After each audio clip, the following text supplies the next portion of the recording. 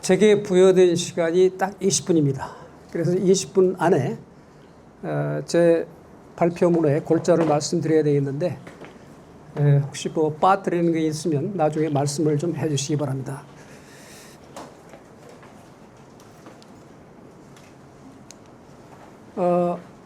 발표 요지문에는 굉장히 길게 되어 있는데 그 요지문을 보실 필요 없이 그냥 제 말씀으로 간략하게 말씀드리겠습니다. 1623년 3월 13일에 인조반정이 성공을 했죠. 그리고 그로부터 한 달 반 정도 후에 4월 27일에 이경전이라는 분을 상사로 하는 책봉 주청 사행을 중국으로 명나라로 보냅니다. 그리고 이제 명나라에 도착을 해가지고 한 7개월 정도 거의 머무르고 있었죠. 그래서 가까스로 명나라로부터 책봉 승인을 받아옵니다. 그래서 조정에서는 그것이 굉장한 성공이라고 생각을 했죠. 왜냐하면 인조나 또 인조 정권을 수립한 서인 정권의 입장에서는 우선적으로 이게 선전을 해서 자기들의 정치적 입지를 구체해야 될 아주 다급한 필요가 있었기 때문에 그래가지고 첫째 그 책봉 주청 사행은 자기들은 성공이라고 그 국민들이 공표를 했습니다. 그런데 결코 그것이 성공이 아니라고 하는 것은 그 다음에 일어나죠. 왜 그랬을까요? 잠깐 이제 보여드릴게요.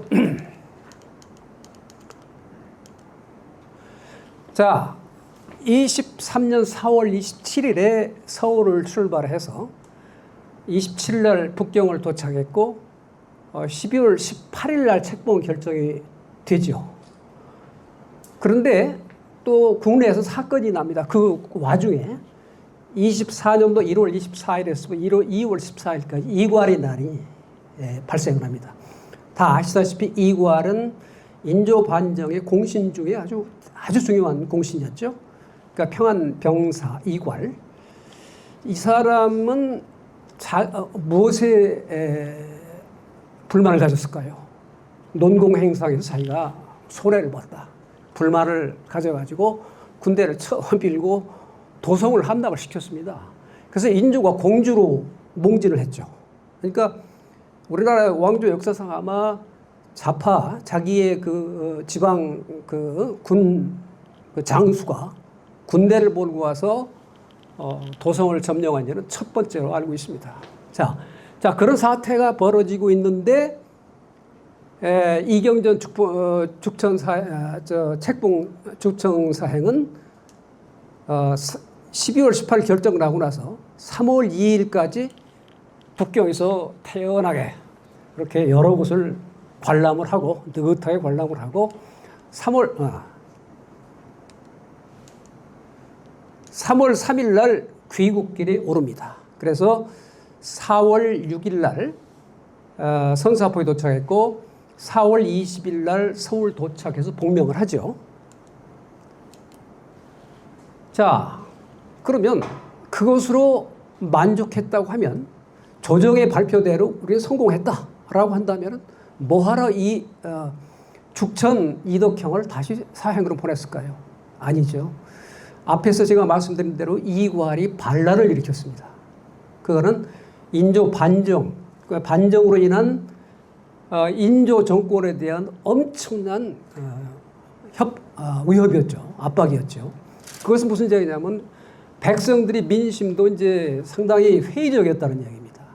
그러면 인조라든가 정권의 입장에서는 이 정권이 탄탄하게 유지되기 위해서는 빨리 중국으로부터 명나라로부터 확실한 어떤 증거를 중국 명나라 천자가 이걸 인정했다라고 하는 물증이 필요하다. 그래서 부랴부랴 6월 달에 6월 20일에 다시 이덕형의 사은 겸 책봉 주청 사행을 보냅니다. 이 사은이라고 하는 것은 이경전 사행을 통해서 우리 인조 반정이 성공했다고 하는 인조를 왕으로 인정한다고 하는 그 인정에 대한 은혜를 갖다가 감사한다는 뜻이고요. 책봉 주청사일 왜 또 책봉이냐? 고명과 면복을 받지 못했습니다. 그러니까 천자가 그 멋진 그 왕이 얻는 그 휘장, 그 옷을 보냈어야 되는데 그 물증이 없다는 얘기입니다. 근데 왜 그런 것을 안 보냈을까요? 그걸 못 만들어서 천단에 왔습니다. 시간은 충분했죠. 그럼에도 불구하고 왜 고명과 면복을 안 보냈을까요? 바로 이겁니다. 그 당시에 후금, 노르하치가 추장으로 있는 후금이 명나라를 자꾸 침범을 하고 그래서 명나라로서는 조선에게 출범을 좀 하라. 그것이 1618년 4월에 노르하치가 이제 침범을 하죠. 거기서 조선에 출병을 하라고 하는 광해군 때입니다. 광해군에게 출병 요청을 합니다. 출병 명령이죠, 말하자면. 제후국에 보내는.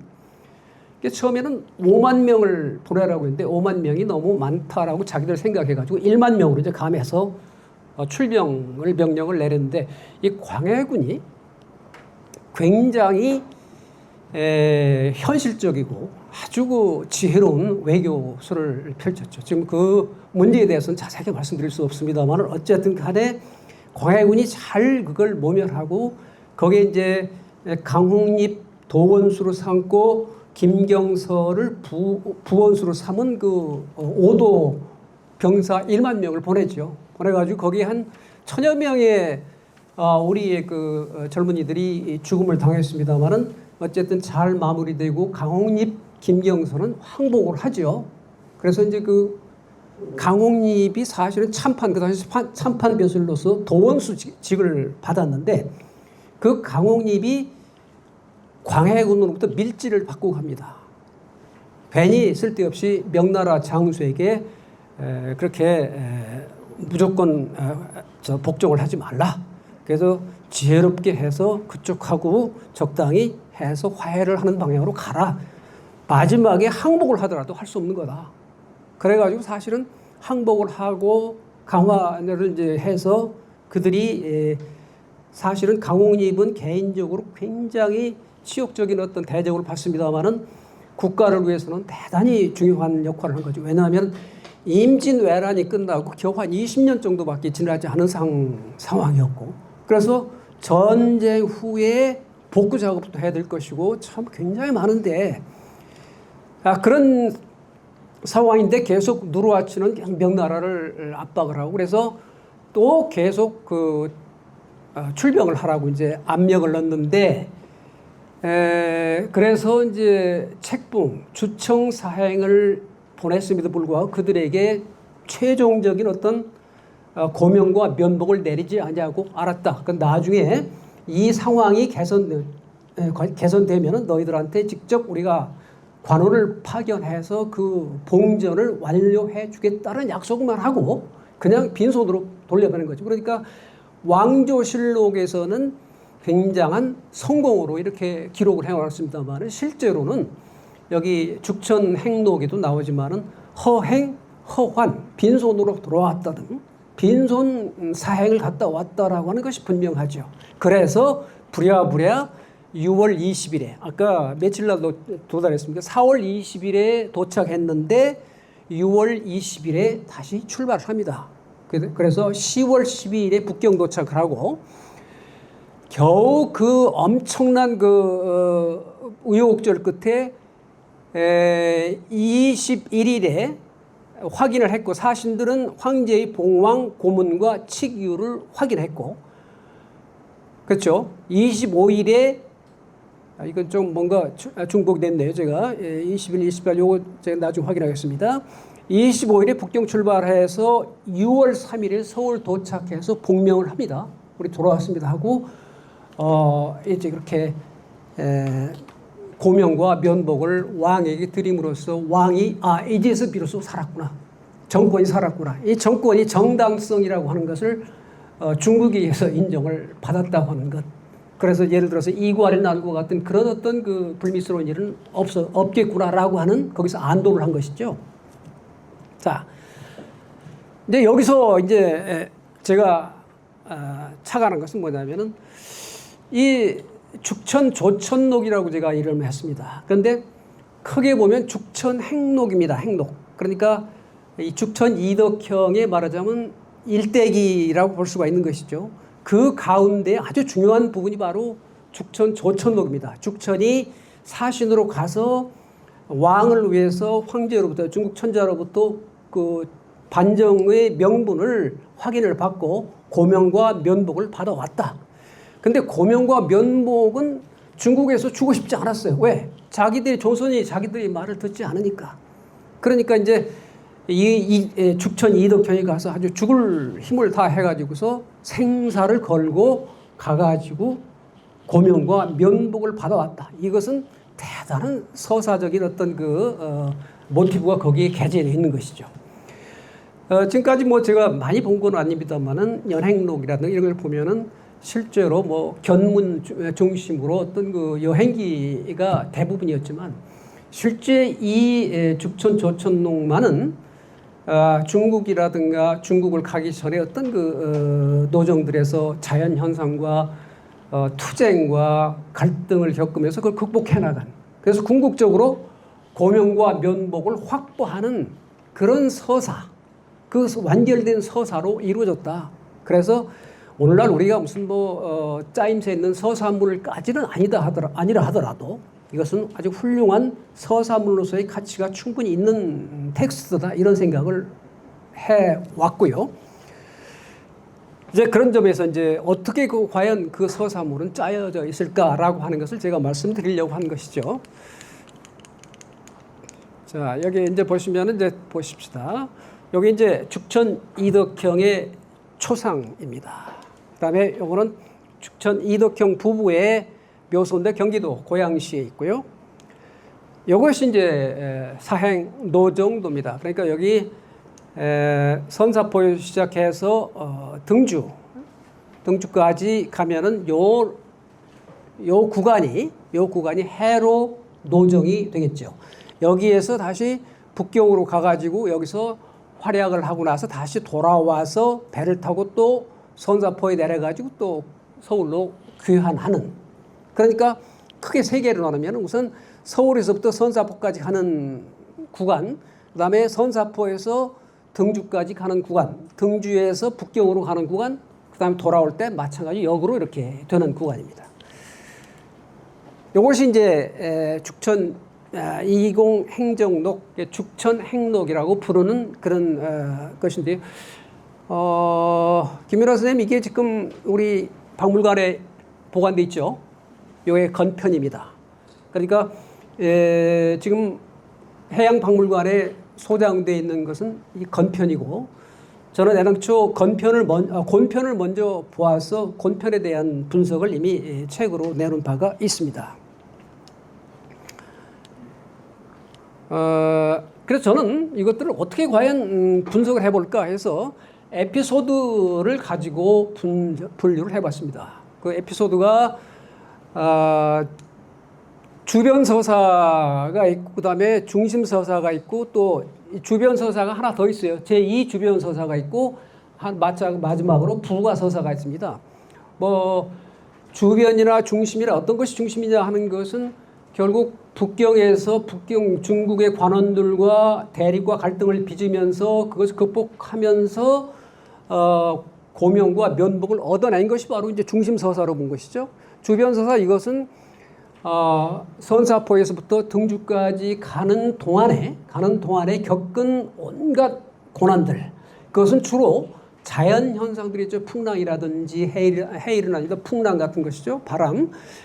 근데 그 바람의 원인이 무엇이냐 하는 게 신격이라고 이제 늘 이야기를 하고 있고, 신격을 달래기 위해서 제사를 엄청나게 많이 지냈죠.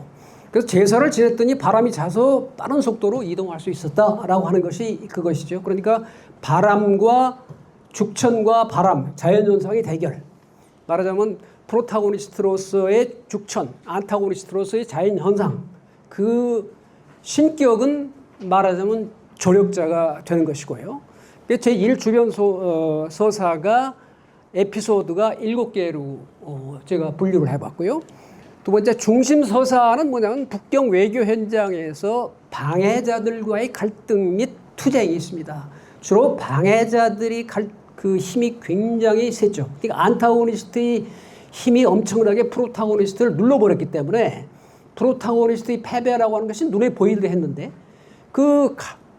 가끔은 조력자들이 나타나가지고 가끔은 조력자들이 나타났는데 사실 가장 중요한 건 죽천의 어떤 그 충성심, 그 말하자면 그 고뇌의 고통, 또 강한 의지 이것이 발휘가 돼가지고 결국은 성공을 했는데 그 에피소드가 5개가 되고요. 제2 주변서사는 올 때 귀국 행로에서 반대로 등주에서부터 선사포로 오는 과정에서 겪은 그런 것들입니다. 자, 그런데 이제 이건 나중에 말씀드리고요. 자, 불가서사는 뭐냐면 그러면 와서 복명을 했다고 해서 이 사행이 끝나느냐? 그게 아니었어요. 그 선사포에 도착하자마자 사헌부의 일부 어떤 관원이 임금에게 또 문제를 제기합니다. 왜냐하면 함께 사행을 떠났던 원역들이 있죠. 원역이라고 하는 것은 그 사행의 여러 가지 일들을 도와주는 그 사람들을 말하죠. 그 사람들이 조금 몇 사람이 늦게 돌아왔다. 이건 문제가 있다. 어찌 그런 사람을 떼어놓고 올 수 있느냐. 그래서 이 사람의 말하자면 사신들을 탄핵을 해야 된다. 이런 얘기예요. 이게 참 고약한 문제인데 그러니까 이 임금도 그 사실을 알고 있습니다. 뭐냐? 그렇지 않다. 그 풍랑 속에서 한번 바람에 밀리면 어디로 갈지 모르는 상황에서 부득이하게 떨어질 수밖에 없었는데 그걸 가지고서 사신들을 탄핵한다는 말이 안 된다라고 이야기를 했어요. 일단 해놨죠. 자, 그런데 일단 복명을 했는데 임금으로서는 이거 살았구나. 이제 고명과 면복이 왔으니까 나는 왕이 확실하고 우리 정권은 안정이 되겠구나라고 기쁨을 가졌는데 죽천은 이제 시련을 받게 됐습니다. 계속 사헌부 사관원에서 죽천을 갖다가 취재하라고 하는 그런 그 상소가 있다고. 그래서 이제 그 뒤에 삭탈관직도 되고 참 여러 가지 치욕적인 어떤 그 시련이 많이 있었습니다. 그러다가 제 마지막 에피소드가 업무 복귀하고 난 다음에 임금으로부터 참 고맙다라고 해서 벼슬도 승차되고 최종적으로 절대 이 사람은 죄가 없으니 이건 끝내자 하고서 끝내고서 선물을 받죠. 이렇게 해서 이제 마무리가 됩니다. 자, 주변 서사라고 하는 것은 말씀드린 대로 직접 인간 대 인간의 어떤 그 갈등 사이에서 갈등을 통해서 어떤 그 서사적인 목적을 달성하는 그게 아니고 자연 현상의 어떤 그 알 수 없는 자연 현상으로부터의 도전에서 인간이 어떻게 이겨나갔는가 그것을 이야기하는 것이 이제 뱃길에서의 얻은 그 갈등들이 바로 이제 주변 서사라고 볼 수가 있죠. 그 다음에 이제 중심 서사는 참으로 이게 복잡합니다.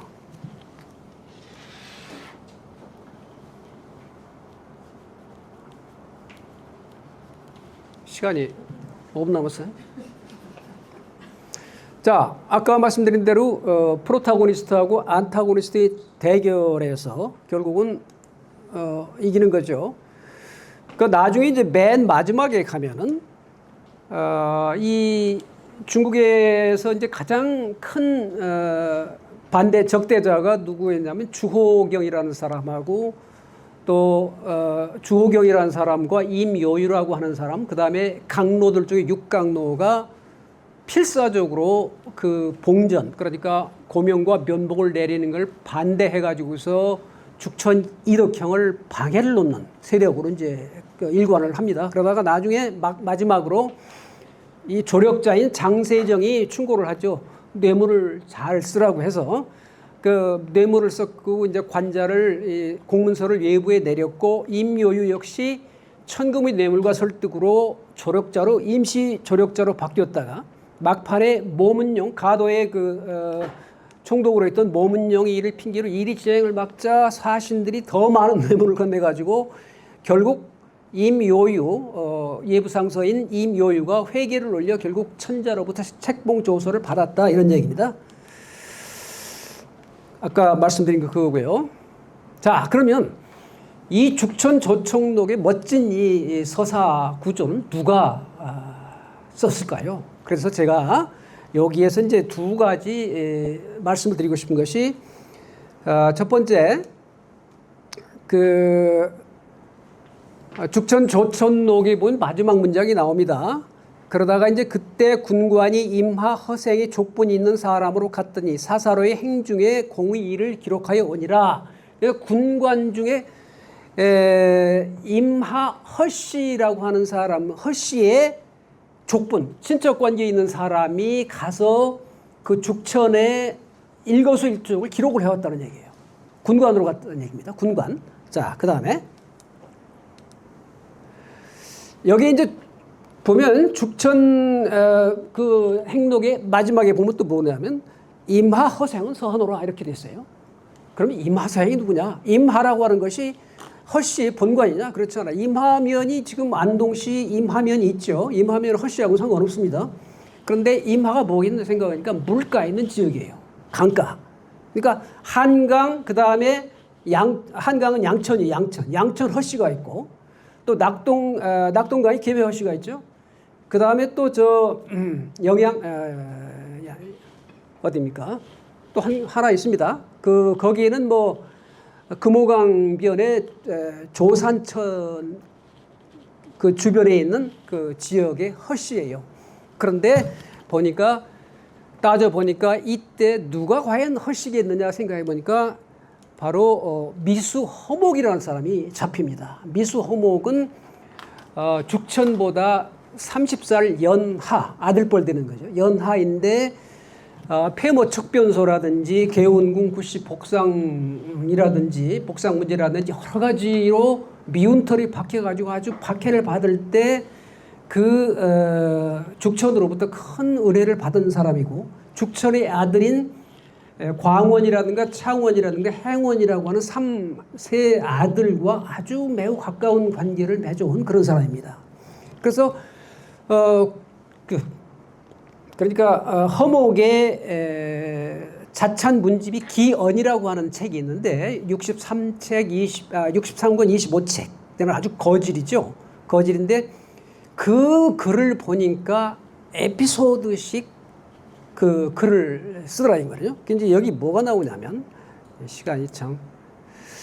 자, 여기 보면 성호 이익이 동주공의 상이 허 미수지문 위 승문. 그러니까 동주 이민구라는 사람은 미수의 문장이 중의 글과 같아서 대개 그 몸이 건조한 것이 병통이었단 말이죠. 단점이었다. 근데 성호 이익은 뭐라고 했냐면 아조 300년, 우리나라 300년, 조선조 300년 동안에 미수가 첫 번째 가는 사람이었다. 문장으로서.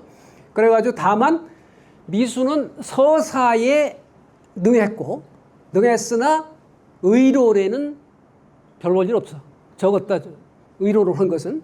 자, 그러면은 허미수란 사람은 서사적인 방법으로 이 글을 썼습니다. 그러니까 고리타분하게 무슨 뭐 이가 어떻고 기가 어떻고 그런 이야기를 하고 뭐 이론이 어떻고 뭐 그런 얘기를 하지 않고 어떤 사람의 묘지명을 쓸 때도 그 사람의 일생 동안에 있었던 일들을 실제적인 일들을 시간순으로 삽입을 해가지고서 진짜 우리가 시각적으로 느낄 수 있는 그런 서사문을 썼죠. 자, 그러고 보니까 그가 남긴 글들이 구조가 또 어떤 서사 구조가 그대로 죽천 조천록이 그와 흡사하더라 이거죠. 그렇다면 과연 군관이 어떻게 했나? 군관이 해온 것은 하나의 메모였습니까? 비만기. 군관은 아주 충실하게 죽천의 일거수일투족을 기록했을 때 그것은 비만기였고 나머지 그걸 가지고